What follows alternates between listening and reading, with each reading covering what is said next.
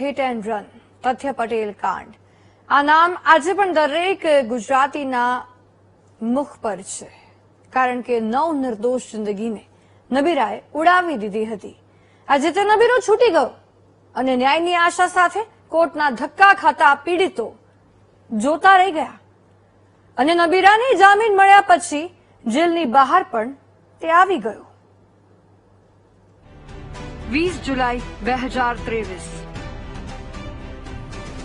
આ દિવસ ગુજરાત માટે કાળો દિવસ હતો, જે ક્યારેય ભૂલાય તેમ નથી. પરંતુ 3 જૂન 2026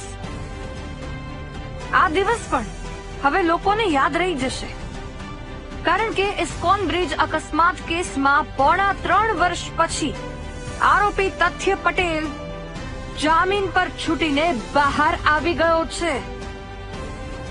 27 મેના દિવસે તથ્ય પટેલને સુપ્રીમ કોર્ટમાંથી નિયમિત જામીન મળ્યા હતા, જેમાં સુપ્રીમ કોર્ટે તથ્ય પટેલને બોનાફાઇડ બતાવવા માટે 1 કરોડની રકમ ટ્રાયલ કોર્ટમાં જમા કરાવવા કહ્યું હતું. ત્યારે 3 જૂને આરોપી તથ્ય પટેલના વકીલ ગ્રામ્ય કોર્ટથી બીડું લઈને અમદાવાદ સેન્ટ્રલ જેલ પહોંચ્યા હતા. ત્યાર પછી તથ્યને મુક્ત કરવામાં આવ્યો, તો તેના પિતા પ્રજ્ઞેશ પટેલ અને કેટલાક બાઉન્સર તેને મીડિયાથી બચાવી લઈને જતા રહ્યા હતા.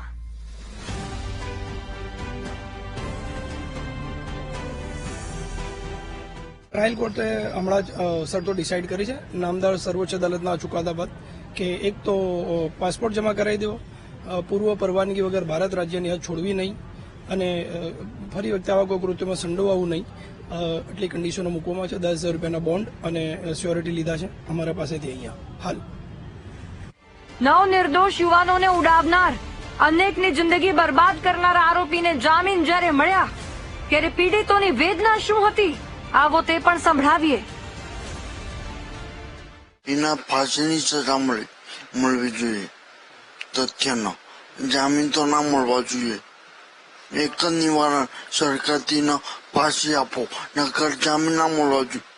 તરીકે તો જે દુઃખ થાય છે એ અમે જ જાણીએ છીએ. અને જે લોકો બિચારા જે બધા આ અકસ્માતની અંદર જે ડેવલપ પામ્યા એ લોકોને શું થતું હશે. અને આ ગુંડો કહેવાય, 1 નંબરનો આ ગુંડો કહેવાય, જે કહેવાનો મતલબ એના આગળ પણ પોતે ગુનાહિત છે. યાર ન્યૂઝમાં પેપરમાં જોયેલું છે. તો આને તમે આજે એને જામીન મળ્યા તો હવે શું કરશે કોની ગેરંટી? પીડિતોએ કહ્યું, આરોપીને ન છોડો, પહેલા અમારા સંતાનોને ન્યાય આપો.